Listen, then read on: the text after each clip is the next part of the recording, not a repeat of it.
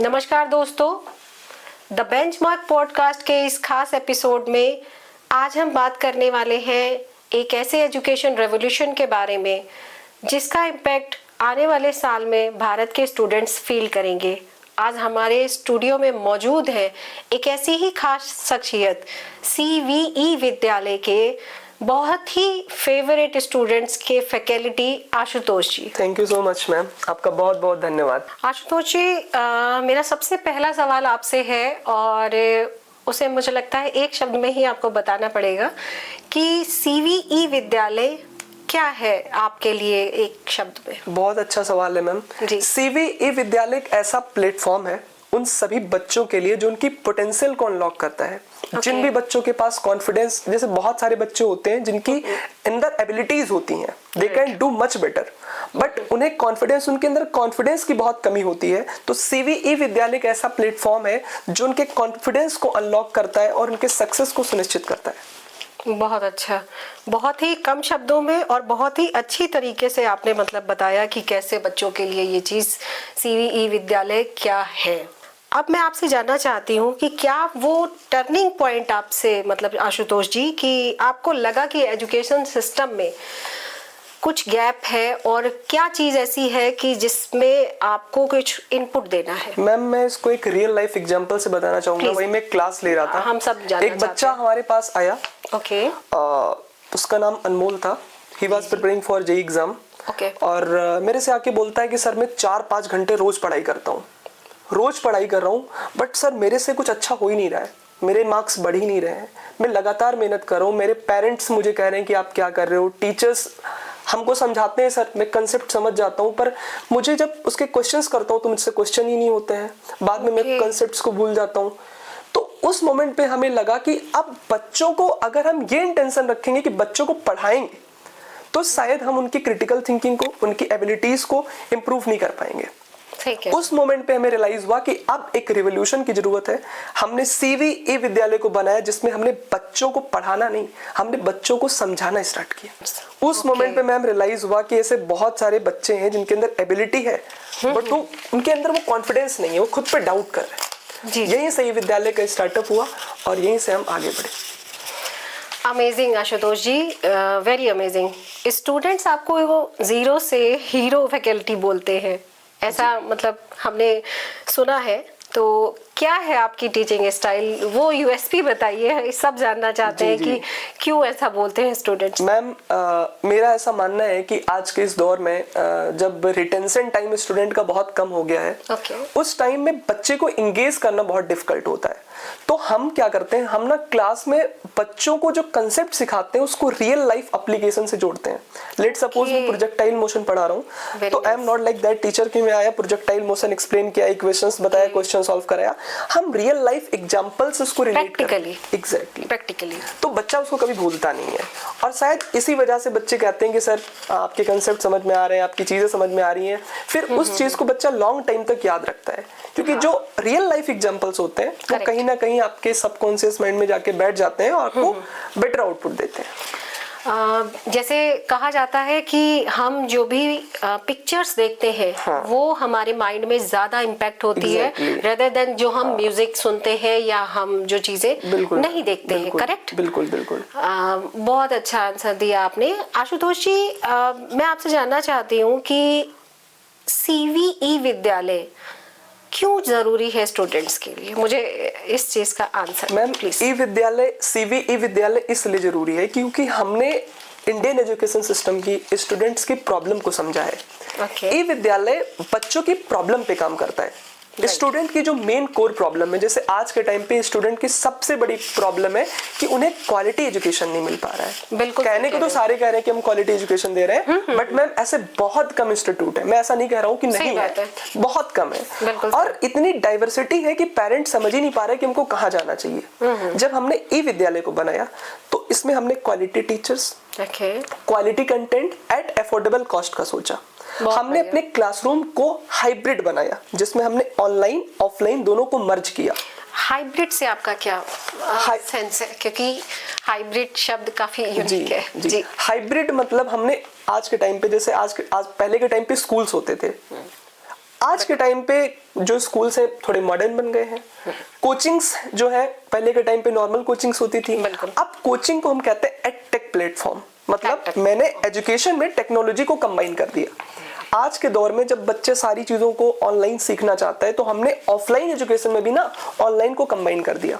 Let suppose मुझे heart को पढ़ाना है तो we will not simply teach heart, हम हार्ट का एनिमेशन लाएंगे, हम उन्हें खोल के बताएंगे देखो भैया ये पुरकिंजे फाइबर है, ये ऐसे नोड है, ये ऐसे हार्ट वर्क करता है। तो हमने वो जो प्रॉब्लम थी जिसमें बच्चों को बहुत दिक्कत होती थी कंसेप्ट्स को समझने में, हमारे यहाँ के जितने भी टीचर्स हैं उन्हें बहुत ही सिंपल वे में सारी चीजों को डिलीवर करते हैं with the real life examples, with the PPTs, with the help of DPPs, worksheet, हम उनके परफॉर्मेंस को इंक्रीज करते हैं।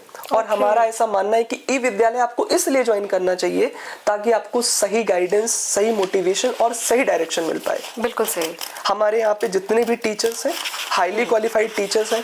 हमारे यहाँ के जो टीचर्स हैं they are teacher by his choice.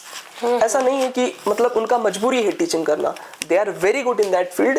और इस वजह से ई विद्यालय की अचीवमेंट्स की बात करूं तो मैम आज हमसे 300 बच्चे ऑनलाइन, एक वीडियो जाती है तो 300 बच्चे ऑनलाइन भी पढ़ रहे हैं। It's a first year of e Vidyalaya and they are showing too much love and respect. हमारे ऑफलाइन सेंटर्स में पहली बार हमने गोमती नगर में एक बेंचमार्क सेट किया कि आज जो हमारे पॉडकास्ट में करता है, एक बेंचमार्क सेट किया जिसमें लोगों को समझ में आया कि किस तरीके से E Vidyalaya is going to change whole nation. और मैम हमारी प्रायोरिटी यही है कि हम गांव में बैठा हुआ हर बच्चा जो कहीं ना कहीं अपने आप को ये समझ रहा है, अंडरएस्टिमेट कर रहा है, कॉन्फिडेंस कम है, पैसे की प्रॉब्लम है, हम सारी चीजों को सॉल्व कर रहे हैं। We are not going to teach upper middle class family. We are targeting lower middle class family. You are not taking as a business. Yeah. Right? हम यही चाहते हैं कि गांव का कोई भी बच्चा ये न कह पाए कि सर हमारी पढ़ाई पैसे की वजह से रुक गई। डीके सर का मानना है ई विद्यालय के मेन पिलर, उनका मानना है कि क्वालिटी एजुकेशन हर बच्चे का अधिकार है और पैसा इसमें बैरियर नहीं बनना चाहिए। मुझे लगता है ये आपका पैशन भी है। पैशन है मैम। गुड। आशुतोष जी, स्टूडेंट्स के कौन से ऐसे मेजर पॉइंट्स हैं, मतलब जो आपको लगता है कि बहुत हिट करते हैं, मतलब किन चीज़ों पे आप ऐसे किन पॉइंट्स पे आप ध्यान देते हैं?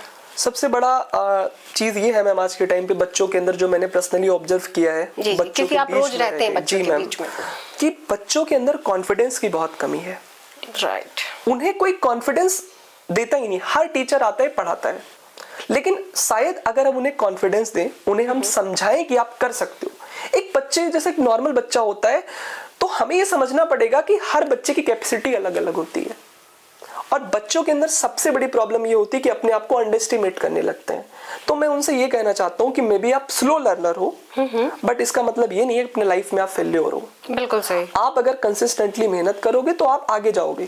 तो बच्चों के अंदर एक डर रहता है कि सर मैं नहीं कर सकता हूँ, तो मैं उनसे ये कहता हूँ कि आप क्यों नहीं कर सकते हो। क्यों नहीं कर सकते? उनको लगता है कि टॉपर किसी दूसरे दुनिया का इंसान होता होगा, हम तो नॉर्मल है। लेकिन आज हमको भी पता है, आपको भी पता है कि कोई भी एवरेज बच्चा है, अगर वो अपने लाइफ में अच्छा करना चाहता है तो उसको कभी ये नहीं सोचना चाहिए, जो आपने पेन पॉइंट की बात की, मेन पॉइंट की बात की, जी। कि आप किसी और से डिफरेंट हो, आप वीक हो। आपको अपने मन में हमेशा विश्वास रखना कि मैं अच्छा कर सकता हूँ, और आप अच्छा करोगे, डैम श्योर आप करोगे, नो डाउट आप करोगे। देखिए आशुतोष जी, मुझे ऐसा लगता है कि ईश्वर ने हर बच्चे को किसी ना किसी खास क्वालिटी के साथ भेजा है धरती पे। जी। और लाइक जैसे हमारी 5 फिंगर्स हैं, तो इस हिसाब से हर बच्चा बराबर भी नहीं होता। और ये होपिंग कह सकते हैं कि ये करना बच्चों से उम्मीद कि हर बच्चा एकेडमिक ही हो, ऐसा पॉसिबल नहीं है। बिल्कुल। और आज तो हमारे सामने बहुत सारे रास्ते हैं, बहुत सारे ऐसे मतलब प्रोफेशन है जिनमें बच्चे जा सकते हैं।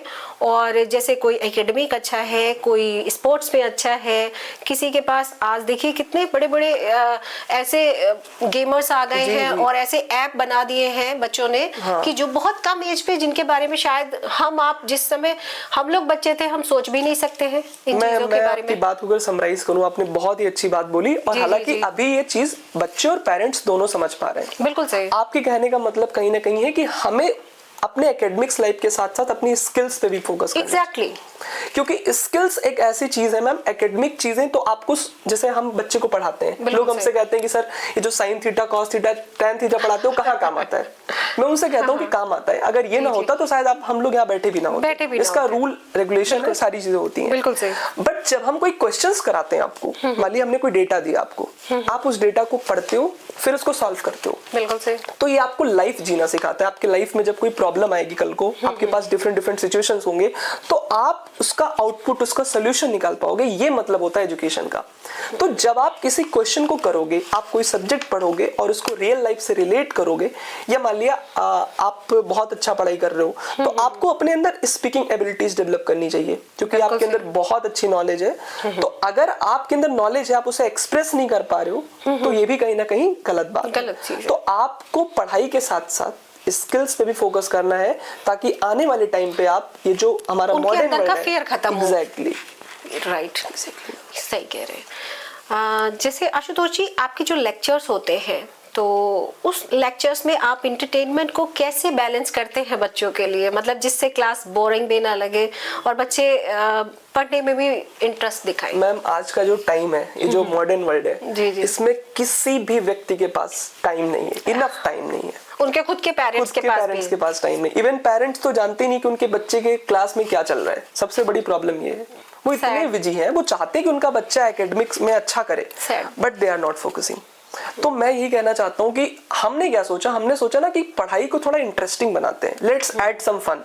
तो जब हमारे कोई लेक्चर्स होते हैं, तो उसमें हम हमेशा कोशिश करते हैं कि हम बीच बीच में ह्यूमर्स करें, उनको खुश करें। मैं कुछ बातें बोल देता हूँ, कई बार कुछ लाइनें बोल देता हूँ, ट्रोल कर देता हूँ।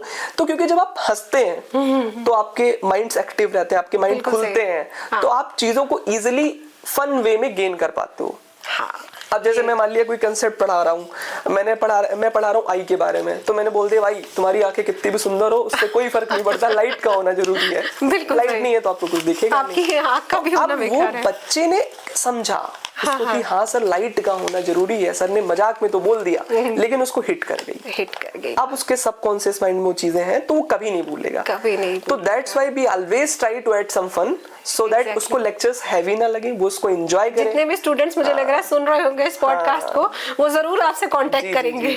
और मैं तो ये बोलना चाहता हूँ कि मैम हमने ये कोशिश किया है, it's our first year, but हमने कोशिश किया कि जेईई नीट वर्टिकल्स में जितने भी क्वालिटी कंटेंट है, जो और लोग बड़े बड़े प्राइस पे सेल करते थे, उसको हमने फ्री ऑफ कॉस्ट यूट्यूब पर डिलीवर कर दिया।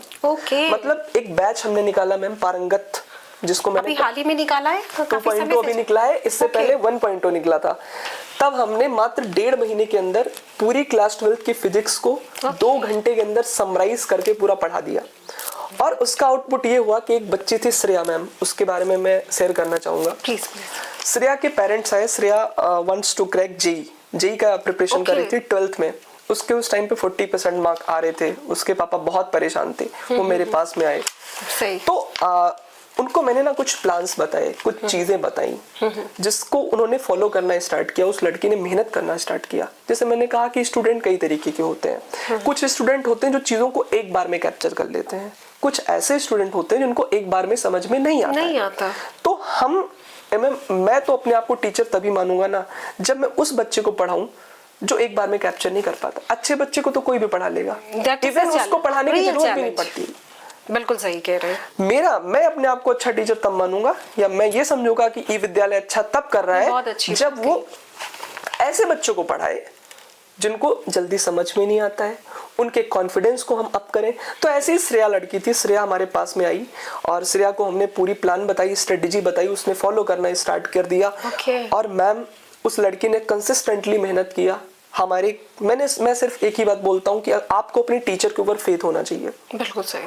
अगर आप कहीं भी किसी भी प्रोफेशन में है, आपको आपका जो लीडर है उसके ऊपर फेथ होना चाहिए, क्योंकि हर टीचर जो कंटेंट देता है सफिशिएंट होता है, उसका तरीका अलग अलग होता है। तो हमने उन सारी चीजों को करके श्रेया को प्लान बताया। ये एक बच्चे के टॉपर बनने की रियल स्टोरी है ma'am, it's a real story. अभी वो स्टूडेंट है, उसका सिलेक्शन हो गया, it's a very great achievements. उसके पेरेंट्स का कॉल आया, उन्होंने थैंक यू बोला, वो मैम एक रियल मिरेकल मुझे लगा कि ये एक श्रेया तक सीमित नहीं रहना चाहिए, बिल्कुल इसको ऑल ओवर इंडिया में ले जाना है। ऐसा नहीं था कि श्रेया के साथ हमने कुछ अलग कर दिया, हाँ, बस श्रेया ने ट्रस्ट किया, उसने मेहनत किया। अब वही कंटेंट हमने यूट्यूब के ऊपर फ्री ऑफ कॉस्ट डाल दिया कि भाई कोई ये ना कह पाए कि हमें प्रीमियम लेने के पैसे नहीं है, हमारे पास पैसे नहीं है, हम कैसे पढ़ेंगे। वो सारी क्वालिटी एजुकेशन हमने फ्री ऑफ कॉस्ट डिलीवर करने की कोशिश की। अच्छा आशुतोष जी, जैसे एजुकेशन सिस्टम में आपको ऐसा कहाँ पे ऐसी कोई बिगेस्ट प्रॉब्लम लगती है जो आपको लगता है कि इसे चेंज होना चाहिए? एज अ फैकल्टी में आपसे जानना चाहती हूँ। एज अ टीचर मैं इसको टेकल करना चाहूंगा। बिल्कुल। मुझे सबसे बड़ी प्रॉब्लम ये लगती है कि बच्चों को रटाने पे फोकस किया जाता है। राइट। मतलब आप उन्हें समझाने की फोकस नहीं करते हो, आप उन्हें रटाने की फोकस करते हो। मुझे लगता है अगर ये अप्रोच बदल जाए तो हमारा इंडिया ब्लूम करेगा। क्योंकि हमारी सबसे बड़ी प्रॉब्लम ये है, अगर मैम अभी की बात करें तो हम बच्चों के क्रिटिकल थिंकिंग पे फोकस नहीं कर रहे हैं, उन्हें मजबूर नहीं कर रहे हैं सोचने पे। मैम जैसे मैं आपसे बोल दूं कि हमारे इंडिया में, हमारे यूपी में एक फूड होता है तहड़ी, जिसे बोलते हैं तहड़ी, जिसमें आलू चावल और वेजिटेबल्स डाल के बनाते हैं, और सर्दियों में भी बनेगा भी। तो अब मैं आपको बता दूं कि मैम तहड़ी ऐसे बनाते हैं, तहड़ी ऐसे बनाते हैं लॉजिक वे। तो आपने उसको समझ तो लिया कि हाँ तहड़ी ऐसे बनाते हैं, ठीक है, but you are not going to make that. तो हम कभी ये नहीं कह सकते मैम आपने सीखा है ऊपर से, लेकिन जब तक आप बनाओगे नहीं ना, तब तक आप उतना बेस्ट वे में समझ नहीं पाओगे, कॉन्फिडेंट नहीं हो पाओगे। हाँ, कॉन्फिडेंट नहीं हो पाओगे। बताने में और करने में बहुत डिफरेंस होता है। तो हम बच्चे को समझाते हैं, हम रटाते नहीं है। इंडियन एजुकेशन सिस्टम में हर कोचिंग इंस्टीट्यूट को, हर स्कूल को, हर फैकल्टी को इस बात पे फोकस करना चाहिए कि हम बच्चे को पढ़ाएंगे नहीं, हम बच्चे को समझाएंगे और इसके क्रिटिकल थिंकिंग पे फोकस करेंगे। क्रिटिकल थिंकिंग मतलब मैम अभी सीबीएसई ने 50% क्वेश्चन जो है अपना कॉम्पिटेंसी बेस्ड कर दिया। कॉम्पिटेंसी बेस्ड मतलब क्रिटिकल थिंकिंग। हम अगर वही अप्रोच अपनाएंगे, क्योंकि मैम जमाना बदल रहा है, टाइम बदल रहा है। जिस बच्चे के पास क्रिटिकल थिंकिंग नहीं है वो थ्योरी जानेगा, बट वो कोई कॉम्पिटिटिव एग्जाम नहीं निकाल सकता, वो अपने लाइफ में भी सक्सेसफुल नहीं हो सकता। बिल्कुल नहीं हो सकता, क्योंकि जब तक आप डीप एनालिसिस नहीं करोगे चीजों की, आप समझने की कोशिश नहीं करोगे, तब तक काम नहीं होगा। और हमारे इंडिया में सबसे बड़ी प्रॉब्लम यही है मैम कि हम बच्चे को रट्टाफिकेशन करवाते हैं, क्रिटिकल थिंकिंग मजबूर नहीं करते हैं, और सबसे बड़ी प्रॉब्लम यह है कि हम उसको मोटिवेट नहीं करते हैं। हम उसको पढ़ाते हैं। मैम पढ़ाना सफिशिएंट नहीं होता है, पढ़ाने का काम तो हर टीचर कर रहा है। जब तक आप बच्चे के अंदर वो विश्वास नहीं पैदा करोगे, आप कॉन्फिडेंस नहीं पैदा करोगे कि आप अपनी लाइफ में अच्छा कर सकते हो, एक बच्चा कभी अच्छा नहीं कर सकता। एक अच्छा टीचर, एक अच्छा कोचिंग इंस्टीट्यूट वही होता है जो बच्चे को पढ़ने पे मजबूर करे। बिल्कुल सही। जो ऐसी बातों से उसको मोटिवेट करे, ऐसी लाइन से मोटिवेट करे कि बच्चा खुद ब खुद इंटरेस्ट डेवलप कर ले। और ये हमारे इंडिया में प्रॉब्लम है। हम क्या करते हैं, बच्चे के मार्क्स नहीं आते, उसके पेरेंट्स को बुलाते हैं, उनके सामने उनकी बेइज्जती करते हैं, बच्चे को बुरा लगता है, ह्यूमिलेट करते हैं। मैम ऐसा नहीं है कि बच्चा आगे नहीं बढ़ना चाहिए। और एक सबसे बड़ी प्रॉब्लम होती है, जैसे पेरेंट्स हमेशा कंपैरिजन करते हैं फॉर द अदर स्टूडेंट्स कि देखो उनका बच्चा गुप्ता जी का बच्चा बहुत अच्छा है, या शर्मा जी के बच्चे ने इतने मार्क्स लगाए। आई थिंक कि ये नहीं होना चाहिए। बहुत बुरा है मैम, बहुत बुरा है। ये बच्चे के ऊपर एक नेगेटिव, वो ना अंडर एस्टिमेट करता है। और इसके साथ साथ जैसे मैं आपसे क्वेश्चन है मेरा कि जो एग्जाम का समय होता है वो टाइम बहुत ही प्रेशर वाला होता है और बच्चों के लिए बहुत क्रूशियल होता है। तो उस वक्त आप बच्चों के उस फेयर को कैसे ब्रेक करते हैं, कैसे मतलब उनको हैंडल करने बताते हैं कि इस सिचुएशन से आप कैसे बाहर हैं?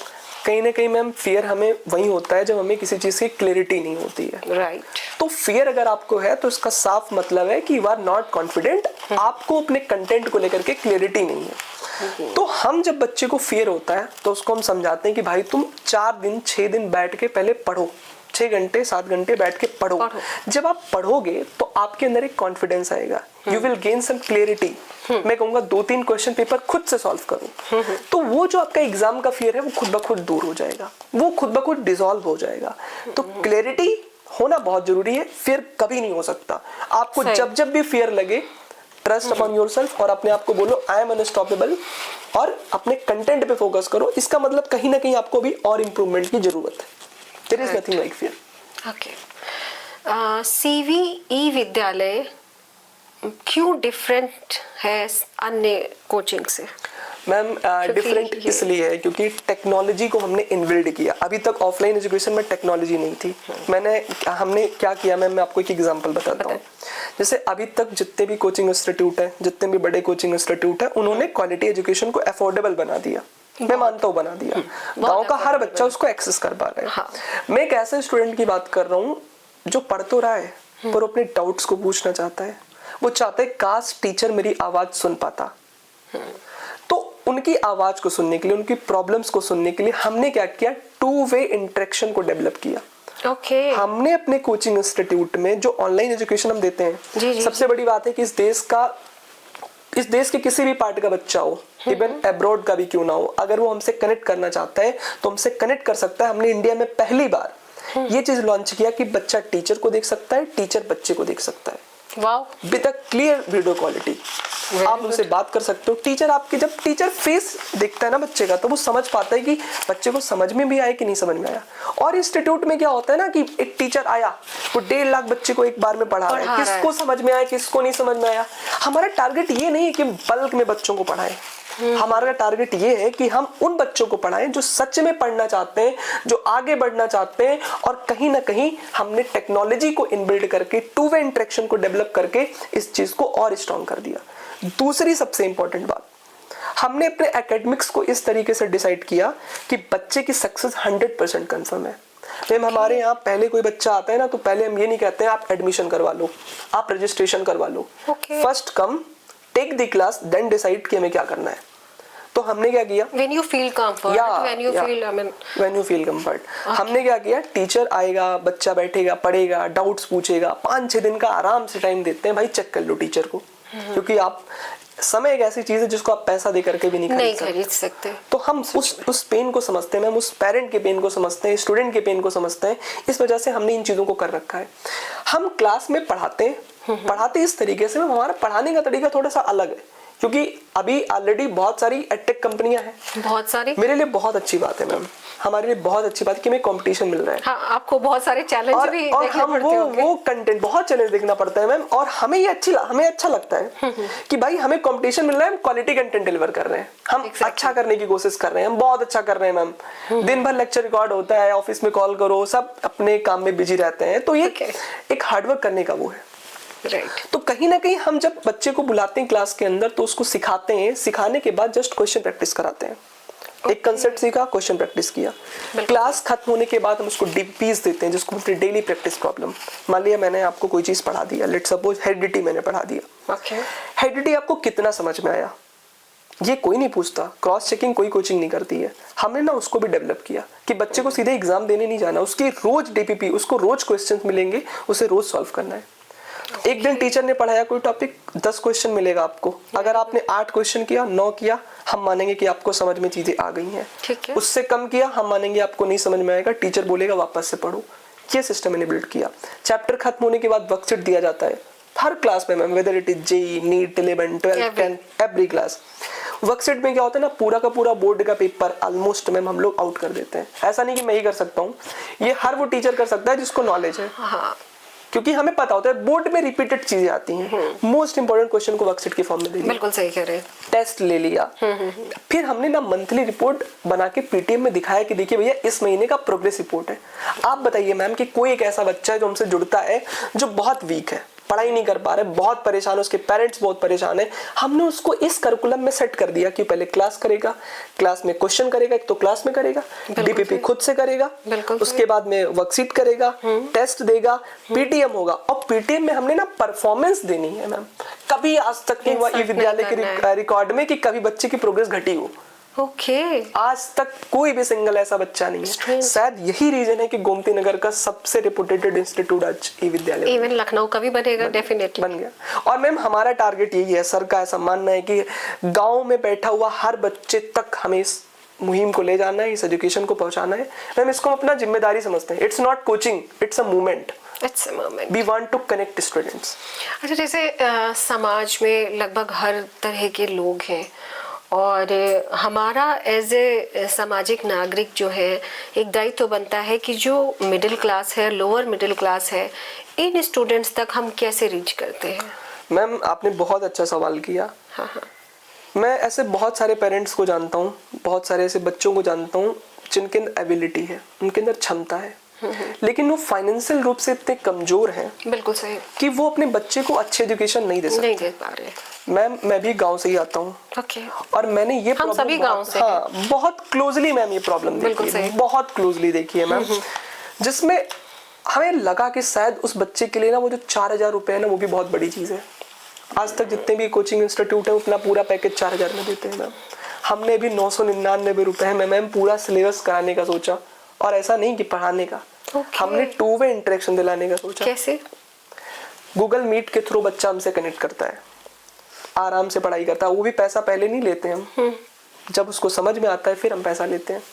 तो we are not for business. तो कहीं ना कहीं हमारे मन में ये बात चलती है कि ई विद्यालय को उन बच्चों तक भी पहुंचाना है जो फाइनेंशियल रूप से कमजोर है, और ये हमारा दायित्व है, ये हमारा कर्तव्य है। बिल्कुल। और ऐसा नहीं है कि ये हम ही कर रहे हैं, मैं तो जितने भी लोग देख रहे हैं इस पॉडकास्ट को, मैं उन सबको बोलना चाहूंगा कि आप दूसरों के लिए कुछ करें, आप सर्व करें लोगों को। असली सच्चाई तो यही है, असली विन तो यही होगी जब हम एजुकेशन को हर उस बच्चे तक पहुंचाएं जो डिजर्व करता है आगे बढ़ना। बिल्कुल सही। मैं एक ऐसे स्टूडेंट को जानता हूं मैम, कि मैं उसके घर पे गया, मुझे मिला, बोला भैया मेरे घर पे आप चलिए। मैं गया, वो 10th क्लास का बच्चा है मैम। उसके फादर जो है वो दिहाड़ी मजदूर है, वो दिन के 200 रुपए कमाते हैं, 200 से 300 रुपए मुश्किल से कमाते होंगे। उसकी एक छोटी बहन है, उसकी मम्मी है, और वो मतलब वो 4 लोग एक ही घर में रहते हैं। एक छोटा सा फैन लगा हुआ है, लाइट भी नहीं है। वो बच्चा कह रहा है सर मुझे आपसे पढ़ना है, मुझे सर ना वो जो आप पढ़ाते हो ना क्लास में वो समझ में आता है सर, कैसे करेंगे। इसी के लिए हमने ई विद्यालय को ऑनलाइन भी किया कि कोई बच्चा ये ना कह पाए कि मेरी पढ़ाई पैसे की वजह से नहीं हुई। मैंने इस चीज को मैम डीपली ऑब्जर्व किया है। ये प्रॉब्लम है, ये पेन मैं समझता हूँ, जेन्युइन प्रॉब्लम है, मतलब ये जेन्युइन प्रॉब्लम है। अच्छा आशुतोष जी, जैसे ये 80 to 100% का जो फार्मूला होता है स्टूडेंट्स के मार्क्स के लिए, उसको कैसे, क्या स्ट्रेटेजी होती है? हाँ, ये बहुत ही अच्छा सवाल है मैम सारे स्टूडेंट्स के लिए, कि देखिए अगर आप 80 मार्क्स से अब जाना चाहते हैं, 80 से 100 नंबर के बीच में जाना चाहते हैं, इवन मैं कहता हूँ 95 प्लस जाना चाहते हैं, 80 छोड़ ही देते हैं। जी जी। तो सबसे पहली चीज जिसको आपको फोकस करना चाहिए वो कंसेप्ट पे फोकस करना चाहिए। कंसेप्ट पे पहले तो कंसेप्ट को आप समझे, फिर उस कंसेप्ट पे बेस्ड क्वेश्चन करें, फिर उसको रियल लाइफ से रिलेट करें खुद से। बच्चे की प्रॉब्लम होती है सर मैं पढ़ता तो हूँ पर भूल जाता हूँ क्योंकि आप उसको रिलेट नहीं करते हो। बिल्कुल सही। तो आपने एक बार पढ़ लिया, क्वेश्चन प्रैक्टिस कर लिया, अब बारी है रिलेट करने की। लाइफ टाइम अगर आप उसको रिकॉल करना चाहते हो एक चीज को, तो आप जो हमेशा आपको याद रहे। एग्जैक्टली। तो हम ये बोलते हैं concept, question, revision with real life examples. There is a formula. या दिस इज फार्मूला। एक बार फिर से बता दीजिए please. Concept, question practice and revision with the help of real life example. मैं अपने बेटे से भी शेयर करूंगी। नहीं बिल्कुल मैम, बिल्कुल। आशुतोष जी, बहुत अच्छा कन्वर्सेशन आपके साथ हो रहा है, और मुझे लग रहा है जो चीज़ें आप बता रहे हैं वो बहुत ही प्रैक्टिकल चीज़ आप बता रहे हैं स्टूडेंट्स के लिए, जो कि ऐसा कुछ नहीं है जिससे बच्चों को थ्रेटनिंग आए।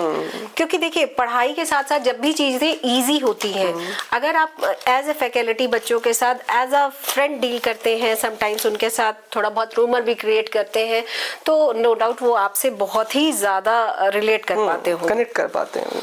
अच्छा, जैसे एज अ मतलब फैकल्टी में आपसे पूछना चाहती हूँ कि मतलब एज अ एजुकेशन से बियॉन्ड कौन कौन सी स्ट्रेटजी है जो आप, मतलब मैं सीवी ई विद्यालय की स्ट्रेटजी नहीं, मैं आपकी स्ट्रेटजी पूछ रही हूँ कि as a faculty beyond of system क्या चीज़ है जो आप बच्चों के लिए करते हैं और जिससे बच्चे बहुत खुश रहते हैं? मैम सबसे बड़ी चीज़ है कि हम उनके अंदर, मैं बार बार बोलता हूँ ना मैम, मैं कॉन्फिडेंस डेवलप करता हूँ। हाँ। मेरा ये काम है कि आपके अंदर जो आप खुद को अंडर एस्टिमेट करने लगे हो, जो आपका वो अंदर ही अंदर आप घुट रहे हो, उससे हम आपको ओवरकम कराते हैं, आपके अंदर कॉन्फिडेंस डेवलप कराते हैं। जी जी जी। हम ये भी कोशिश करते हैं कि आप अपनी इस एकेडमिक लाइफ के साथ साथ स्किल्स पे भी फोकस करें, स्किल्स को भी डेवलप करें। जैसे मैं आपको कोई चीज पढ़ा रहा हूँ, तो जब मैं क्लास में पढ़ाता हूँ तो बच्चों को ये जरूर कहता हूँ कि भाई तुम लाइफ को जीना सीख लो। बिल्कुल, इट्स वेरी इंपॉर्टेंट। आप फेल्योर को डील करना सीख लो। आप समझ जाओ कि लाइफ में जब कभी हमको फेल्योर मिलेगा तो उससे कैसे डील करेंगे, क्योंकि ये हमारे इंडियन एजुकेशन सिस्टम की सबसे बड़ी दुर्भाग्य है कि इसको कोई नहीं बताता है। कि जब आप फेल हो लाइफ में कैसे डील करो। बिल्कुल सही। फाइनेंशियल चीजें कैसे बच्चों को सिखाई नहीं जाती है, जबकि पूरी दुनिया फाइनेंशियल से चलती है। मैंने अभी कुछ दिन पहले सुना था कि चाइना में कुछ ऐसे बैंक हैं जो स्पेशली बच्चों के लिए चल रहे हैं, और वहाँ पे बच्चे खुद जाते हैं, अपना मनी डिपॉजिट करते हैं, विड्रॉल भी खुद करते हैं और उसका मैनेजमेंट भी रखते हैं, जबकि यहाँ पे वो चीज हमारे पास आती है आफ्टर 18 ईयर्स। तो मुझे लगता है ये फाइनेंस का जो सिस्टम आपने बताया ये रियली बहुत इंपॉर्टेंट है बच्चों के लिए। मुझे ऐसा लगता है अगर आपके पॉडकास्ट के थ्रू अगर इंडियन एजुकेशन सिस्टम का कोई भी मिनिस्टर इस वीडियो को देख रहा है तो मैं आपसे ये कहना चाहता हूँ कि आप इंडियन एजुकेशन सिस्टम में कुछ चीजों को ऐड करें एक्स्ट्रा करिकुलर एक्टिविटी के तौर पे, जैसे कि आपको फाइनेंस पढ़ाना चाहिए, AI का जमाना आ रहा है उसको भी इंक्लूड करना चाहिए। खैर उन्होंने किया भी है बट अभी और इसको इनहेंस करने की जरूरत है। साथ ही साथ हमको ये सिखाना चाहिए कि बच्चे को जब फेल्योर मिले तो कैसे डील करे। राइट। क्योंकि कई बार ना बच्चा जेईई मेंस में नीट में फेल हो जाता है तो उसको लगता है कि मैं अपने लाइफ में फेल हो गया हूँ, पर ऐसा बिल्कुल नहीं है। और ऐसे बहुत सारे केस आए दिन हम लोग सुनते भी हैं सुसाइड के, और वो सिर्फ इसलिए है लैक ऑफ कम्युनिकेशन। कहीं ना कहीं पेरेंट्स का कम्युनिकेट ना करना बच्चों के साथ बहुत फोर्स करते हैं, और इसके बाद बच्चे फैकल्टी से भी कम्युनिकेट नहीं कर पाते, एक थ्रेटनिंग में, एक डर में जीते हैं। और सबसे मेन है ना आज की हमारी भागदौड़ की लाइफ स्टाइल में जो हम लोगों ने समय देना एक दूसरे को बंद कर दिया है, खासकर पेरेंट्स। एक कम्युनिकेशन गैप क्रिएट हो गया है। एक कम्युनिकेशन वो जो डिजिटल युग है ना, डिजिटल युग तो अच्छी बात है बट उसके जो मतलब हार्मफुल इफेक्ट है वो अब नजर आने लगे हैं। बिल्कुल। बच्चे ऐसे बहुत सारे केसेस आते हैं जिन्होंने शायद गेम को ही अपनी दुनिया बना लिया है और उनकी वर्चुअल दुनिया एक अलग होती है जो एक नेचुरल दुनिया से बिल्कुल अलग है। जी जी। आप किसी भी गैदरिंग में जाइए, किसी भी प्रोग्राम में जाइए, या किसी के फैमिली में या किसी अपने नियरेस्ट डियरेस्ट फ्रेंड के घर भी जाइए, अगर आपको वहां पे भी देखने को मिलेगा तो हम एक ही चीज देखते हैं कि बच्चे कहीं ना कहीं डिजिटली चीजों को इतना ज्यादा अपने साथ अकोमोडेट कर चुके हैं कि वो इन चीजों से निकल भूल गए हैं, खुद की आइडेंटिटी भूल गए। और यही एक रीजन है कि हमारे पास वो जो सारे गेम होते थे ना जो बच्चे पहले खेलते थे वो सब पार्क, अब देखिए पार्क में आपको बच्चे बहुत कम मिले। मैं ऐसे बच्चे को जानता हूँ मैम जो 14 साल का, उसको एंजाइटी है, उसको डिप्रेशन है। इसका रीजन कहीं ना कहीं यही है कि आपने बच्चों को लिमिट कर दिया एक रूम तक। आउटडोर प्लेइंग कौन पेरेंट्स करवाना चाहते हैं? कोई नहीं।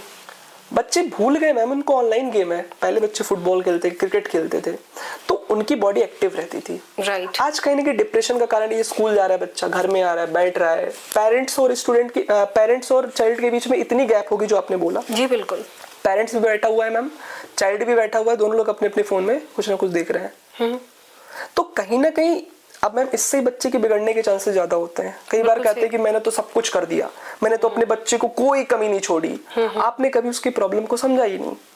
कहते हैं ना कि बचपन सिर्फ लग्जरी नहीं मांगता। जी जी जी। देखिए ठीक है, आप बहुत अच्छी चीजें प्रोवाइड कर रहे हैं एज ए पेरेंट्स, सब कुछ दे रहे हैं, but luxury is not necessary for a childhood. मतलब बचपन में उसे मिल जाएगा तो वो समझ ही नहीं पाएगा कि भाई हमें पढ़ना क्यों है। बिल्कुल सही। जैसे हम लोग बचपन में जब पढ़ते थे तो एक मन में रहता था कि भाई हमें ये करना है लाइफ में। अब हमारे पेरेंट्स हमको पहले से वो चीज दे देते, मुझे चाहिए भाई पापा मुझे कार चाहिए, पापा ने कार दिला दी मुझे, पापा मुझे आईफोन चाहिए, आईफोन दिला दिया। मेरे लाइफ में तो कोई रिक्वायरमेंट ही नहीं है, कोई स्ट्रगल नहीं है, कुछ नहीं है। मैम एक 10th क्लास का बच्चा बोलता है सर हमारे लिए तो 10th जरूरी ही नहीं है। मतलब इतने मॉडर्न जमाने में हम पहुंच गए हैं कि हम बच्चे को ये कह रहे हैं कि 10th जरूरी नहीं है। नहीं देखिए, एजुकेशन तो बेसिक इंफ्रास्ट्रक्चर है किसी भी इंसान के लिए। अगर इस चीज को हम सब समझें, क्योंकि आप ऐसे समझिए ज्ञान ही एक ऐसी चीज होती है जो हमें दिशा देता है और हमारे संसार को बढ़ाता है। एग्जैक्टली। आज के समय में अगर सोचने समझने की क्षमता जो भी हमारे अंदर डेवलप हुई है वो एजुकेशन से ही हुई है। एजुकेशन से हुई है, वो विदाउट एजुकेशन नहीं हो सकती। और मुझे लगता है कि बच्चे का सबसे पहला अधिकार एजुकेशन होना चाहिए। एजुकेशन। और मैम अभी ना बहुत चीजों को ठीक करने की जरूरत है। जैसे मैं एक एग्जांपल देना चाहूंगा, मुझे एग्जैक्ट ईयर नहीं पता है, शायद 1960, 61 या 62 में एक कोठारी कमीशन बना था उस टाइम पे, जिसमें हुआ था कि देश की जो जीडीपी है उसका 6% हमें एजुकेशन पे खर्च करना है। हालांकि यूएस वगैरह 5%, 6% खर्च कर रहे हैं, बट अभी हम 3% पे ही हैं। इसको हमें इनहेंस करने की जरूरत है। सबसे बड़ी प्रॉब्लम है, ये सबसे बड़ी। अगर हमने 6% जीडीपी का अपना एजुकेशन में इन्वेस्ट करना स्टार्ट कर दिया तो जो बेसिक इंफ्रा है, जो हमारे बच्चों की प्रॉब्लम है, गांव के बच्चों की प्रॉब्लम, जो पॉवर्टी वो डील करते हैं जिससे, उससे हम उनको निकाल पाएंगे। तो कहीं ना कहीं ये भी हमें करने की जरूरत है। जैसे मैं एग्जांपल देता हूँ बांग्लादेश का। बांग्लादेश में मैम जीडीपी का टोटल 2.5% वो लोग एजुकेशन पे इन्वेस्ट करते हैं। राइट। आप सोचिए मैम, हमारे देश के बच्चे बांग्लादेश पढ़ने जा रहे हैं, हमारा वहाँ का कल्चर सीखने थोड़ी जा रहे हैं। नहीं, यहाँ से रसिया जा रहे हैं। क्यों जा रहे हैं? वो यहाँ एमबीबीएस नहीं करते, वहाँ करते हैं क्योंकि यहाँ पे महंगा है। यहाँ पे महंगा है। ऐसा थोड़ी है कि रसिया में, यूक्रेन में जाकर के वो वहाँ के कल्चर को सीखते हैं। मतलब हमारे अंदर राष्ट्रवाद है, वी बेसिकली लव और कंट्री, बट कहीं ना कहीं हमें इन सब चीजों पे बात करना चाहिए कि एजुकेशन में भी कमी है और बहुत बड़ी कमी है। अभी हमें अपनी इंफ्रा को बहुत ज्यादा मजबूत करने की जरूरत है। देखिए, भविष्य ही वही है। अगर आने वाले समय में जो भी बच्चे हैं वो कल दिन एक हमारे देश के नागरिक बनने वाले हैं, तो वो बच्चे किसी डर में, किसी एंजाइटी में रहेंगे या किसी भी बीमारी का शिकार रहेंगे, तो डेफिनेट सी बात है हमारा देश विकसित और विकासशील नहीं हो सकता। अच्छा आशुतोष जी, जैसे मैं आपसे एक लास्ट एक मैसेज जानना चाहती हूँ, वो स्टूडेंट्स सबके लिए जो अभी सीई विद्यालय से जुड़े हैं या नहीं भी जुड़े हैं, एक कॉमन मैसेज आप क्या देना चाहते हैं स्टूडेंट्स को? मैं सभी स्टूडेंट्स से कहना चाहता हूँ कि अपने लाइफ में आप कॉन्फिडेंट रहो, कंसिस्टेंट रहो, छोटे छोटे गोल सेट करो, बहुत बड़े बड़े गोल्स मत सेट करो। आप डेली टारगेट बनाओ, उसको अचीव करने की कोशिश करो, हमेशा अपने ऊपर भरोसा रखो, आप सब लाइफ में बहुत अच्छा करोगे, एक्सेल करोगे। और जो स्टूडेंट्स आपसे जुड़ना चाहते हैं वो कैसे आपसे कनेक्ट हो सकते हैं, ये भी प्लीज आप बताएं। बहुत ही सिंपल है, आप हमारे वेबसाइट पे विजिट कर सकते हो, सीवी विद्यालय। आप गूगल पे सर्च करोगे, हम मिल जाएंगे आपको। यूट्यूब पर आप हमें सर्च कर सकते हो, हमारे बहुत सारे लेक्चर्स पड़े हैं, आप वहाँ पे देख सकते हो कि हम कैसे क्वालिटी एजुकेशन को इनहेंस कर रहे हैं। साथ ही साथ अगर आप चाहें तो आपके ही थ्रू में डिस्क्रिप्शन में कॉन्टेक्ट नंबर लगवा दूंगा। तो जो भी पेरेंट हमसे कम्युनिकेट करना चाहते हैं, अपने बच्चे की प्रॉब्लम को डिस्कस करना चाहते हैं, काउंसलिंग करवाना चाहते हैं, क्या ऑप्शन उनके लिए बेस्ट रहेगा, और समझना चाहते हैं कि मैं ये नहीं कह रहा हूँ कि आप हमसे कनेक्ट करें, बिल्कुल सही, आप ये समझें कि किस तरीके से बच्चे की भविष्य को बनाना है, तो हमारे जो एक्सपर्ट टीचर हैं they will guide to you. Okay, thank you so much Ashutosh ji. बहुत बहुत धन्यवाद मैम, इको हरियाली फाउंडेशन, और आपका बहुत बहुत धन्यवाद। द बेंचमार्क की टीम और इको हरियाली फाउंडेशन दोनों ही आपको धन्यवाद करती है, और इसलिए क्योंकि आपने जो सबसे मेन इम्पोर्टेंट है ना, जो हमारे आने वाले देश के भविष्य है, बच्चों के लिए आपने इतनी अच्छी सारी चीजें बताई, और उनके एजुकेशन को कैसे इनहेंस किया जाए, कैसे उनके प्रेशर को कम किया जाए। तो थैंक यू सो मच, बहुत बहुत धन्यवाद मैम। आज आशुतोष जी से इस कन्वर्सेशन के बाद जो भी लोग आशुतोष जी से जुड़ना चाहते हैं और सीवीई विद्यालय के साथ कनेक्ट होना चाहते हैं, तो नीचे डिस्क्रिप्शन बॉक्स में उनका नंबर, कॉन्टैक्ट नंबर और डिटेल दिया गया है, प्लीज आप उन्हें कॉन्टैक्ट कर सकते हैं। Thank you so much.